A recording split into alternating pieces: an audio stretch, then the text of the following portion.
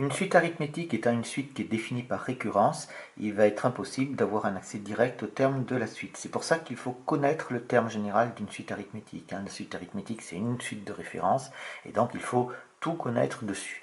Donc on reprend ici le schéma de la suite arithmétique, où on ajoute la raison à chaque fois pour passer d'un terme au suivant. Et regardez maintenant si on fait ça, on va prendre plusieurs exemples. Si je pars de U0 et que je veux aller jusqu'à U5, eh bien on a ajouté combien? Une fois, deux fois, trois fois, quatre fois, 5 fois la raison. Donc on a ajouté ici plus 5 fois la raison, c'est-à-dire plus 5R. Si on voulait aller jusqu'à U3, vous voyez qu'on n'aurait ajouté que 3 fois la raison. Si on veut aller jusqu'à U7, il faudra ajouter la raison 7 fois. Et donc, on comprend bien que pour aller de U0 jusqu'à UN, il faudra ajouter la raison n fois. Ça nous fait donc plus NR ici. D'où la propriété en dessous, c'est-à-dire que le terme général d'une suite arithmétique de raison R, alors attention, il va y avoir quelque chose qui va être très important, c'est cette chose-là, c'est-à-dire que ça c'est valable si la suite commence par U0, commençant par U0.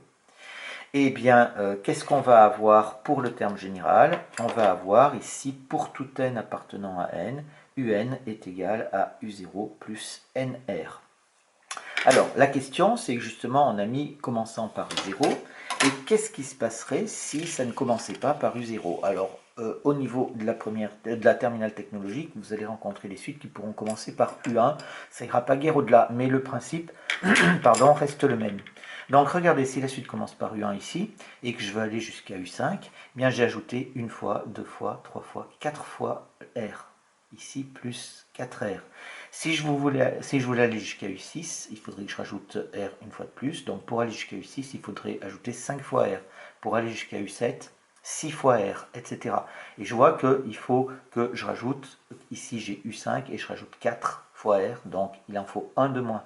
Donc si je veux aller de U1 jusqu'à UN, qu'est-ce qu'il va falloir que j'ajoute ici?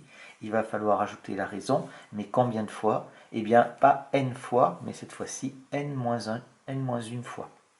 D'accord? Si on fait plusieurs exemples, on voit que ça va fonctionner de cette façon-là. Et donc, la propriété, en fait, elle est ici. C'est-à-dire que si je prends une suite arithmétique de raison R, mais cette fois-ci qui commence par U1, alors le terme général, ça va être différent. Donc faites très très attention, ça va être UN qui va être égal à U1, c'est-à-dire celui qu'on a ici, auquel on a ajouté n-1 fois R. Donc vous avez deux formules pour le terme général. La seule chose à laquelle il va falloir faire très attention, c'est est-ce que la suite commence par U0 ou est-ce qu'elle commence par U1. Et si elle commence par autre chose, il faudra refaire le dessin pour revoir, mais ce n'est pas très très compliqué et en terminale technologique, normalement, vous ne devriez pas trop le rencontrer.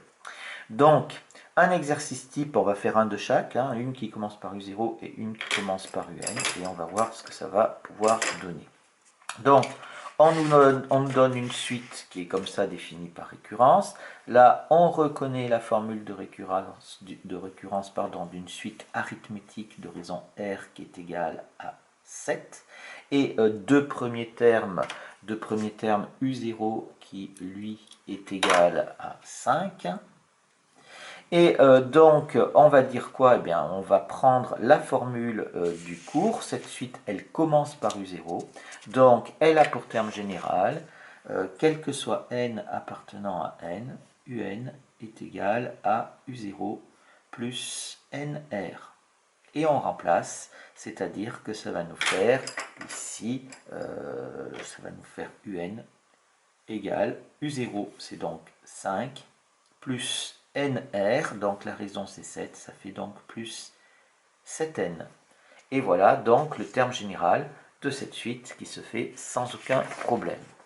Si on prend maintenant une nouvelle suite, mais cette fois-ci, vous voyez que n est supérieur ou égal à 1, donc elle est définie par toujours la même formule de récurrence.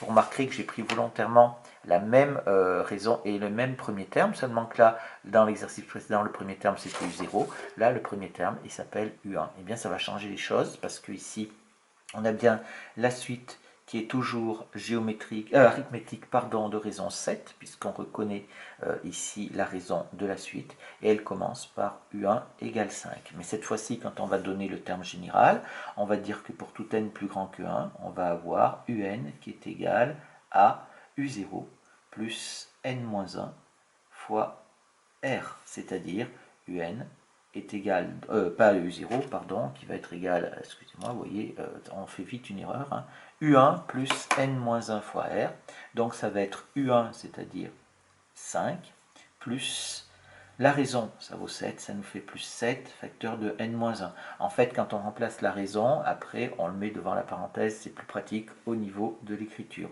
Et donc, vous pouvez éventuellement développer ça, hein, ça fait 5 plus 7N-7, et ça nous fait donc ça c'est toujours UN, ce qui nous fait donc UN est égal à moins 2 plus 7N. Et vous voyez que la suite, elle commence par U1, c'est-à-dire par le même premier terme, c'est-à-dire qui vaut 5, mais ce n'est pas le même rang. Ici, on avait le rang 1, et là, ici, c'est le rang 0. Et la raison, c'est la même, le 7, mais vous voyez que les deux termes généraux ne sont pas les mêmes. Pour la première, c'est-à-dire la suite qui commençait par U0, ça faisait 5 plus 7N, et pour la deuxième, qui commence par U1, ça me fait moins 2 plus 7N.